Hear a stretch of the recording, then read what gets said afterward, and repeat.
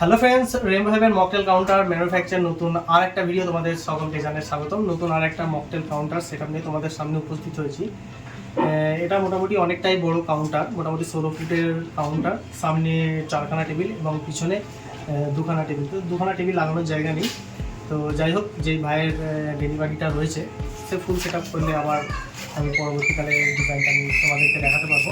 যাই হোক, যে ভাইয়ের অর্ডার সে আজকে ডেলিভারিটা নিতে এসছে এবং তার কাছ থেকে শুনে নেবো যে তার এই মকটেল কাউন্টারটা কেমন লেগেছে এবং তার ডিজাইন মতো আমি করার চেষ্টা করেছি, তার কতটা পছন্দ হয়েছে তাকে আমি সরাসরি দেখে নেবো। আজকে ভাই ডেলিভারি নিতে এসছে। ভাই বলো কেমন আছে? একদম ভালো। আচ্ছা বলো, আমি কথাই জিজ্ঞেস করবো, সবাইকে জিজ্ঞেস করি, তোমাকেও জিজ্ঞেস করবো যে মকটেল কাউন্টারটা তোমার কেমন হয়েছে? যদি 10-এ রেটিং দিতে হয় তাহলে আমি 10ই দেবো। আর যদি তারও যদি উপরে কিছু তাহলে সেটাই দেবো, কারণ কালার কম্বিনেশন থেকে শুরু করে স্ট্রাকচার অ্যান্ড সাইজ খুব হিউজ একটা ব্যাপার।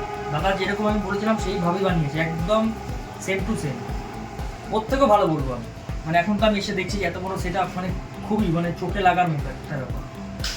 সত্যি কথা বলতে, প্রথমে যখন ডিজাইনটা রেডি করে দেওয়া হয় কম্পিউটারে, পুরোটাই ব্ল্যাক অ্যান্ড হোয়াইটের উপরে দিয়েছিলাম, তাই তো? হ্যাঁ, পুরোটা ব্ল্যাক অ্যান্ড হোয়াইটের উপর দিয়েছিলাম এবং বলেছিলাম যে যখন আমার এখানে অ্যাক্রিলিকটা সেট করা হবে তখন আমরা ডিসাইড করি যে কোনখানে কি কালারটা দেবো, কীভাবে ভালো লাগবে। কারণ একটার পিছনে অ্যাক্রিলিক দেওয়ার পর লাইট জ্বালিয়ে দেখি যে কীরকম লাগছে, সেটা যদি না ভালো লাগে অন্য কোনো অ্যাক্রিলিক সেট করি। তো সেভাবে কালার কম্বিনেশন করে দেওয়া হয়। যেমন এটা 11th আওয়ারে আমি নিচে কিছু RGB লাইট একটু আমি কাছে নিয়ে আসতে বলবো। নিচে যেমন RGB লাইট দিয়েছিলাম, উপরে শুধু ফিক্স লাইট দিয়েছিলাম। তো এই কালার কম্বিনেশনটা ঠিক ম্যাচ হচ্ছিল। পরবর্তীকালে আবার ডিসাইড করলাম যে উপরেও RGB কালারটা চেঞ্জিং কালারটা দিলে ভালো হয়। তো সেভাবেই পুরো সেট আপটা করেছি এবং সামনেও একটা মিডিয়াল পোর্শনে রয়েছে চেঞ্জিং, দু সাইডে একটু গ্রেডিয়েন্টের উপরে কাজ করেছি। দু সাইডে যে শোপিস ব্লকটা রয়েছে, এই শোপিস ব্লকটা গ্রেডিয়েন্টের উপর কাজ করেছি। যাই হোক, আমি আমার মতো করে করার চেষ্টা করেছি। ভাই আশা করি ভালো লেগেছে। একদম কনগ্রাচুলেশন, তুমি নতুন সেটআপ নিয়ে নতুনভাবে কাজ করো। আশা করি ভালো লেগেছে এবং নেক্সট টাইম একদম আমিও বলবো দাদা, একদম তোমার কাছ থেকে যেটা আশা করেছিলাম তার থেকে অনেক বেশি দাদা আমাকে দিয়েছে। এটাই আমাদের কাছে পাওয়া। কতটা এর পিছনে আমরা পরিশ্রম দিলাম, সেই পরিশ্রমের ফলস্বরূপ যদি সেই কাস্টমারকে যদি আমরা হ্যাপি করতে পারি, সেটা আমাদের কাছে সবথেকে বড় পাওয়া।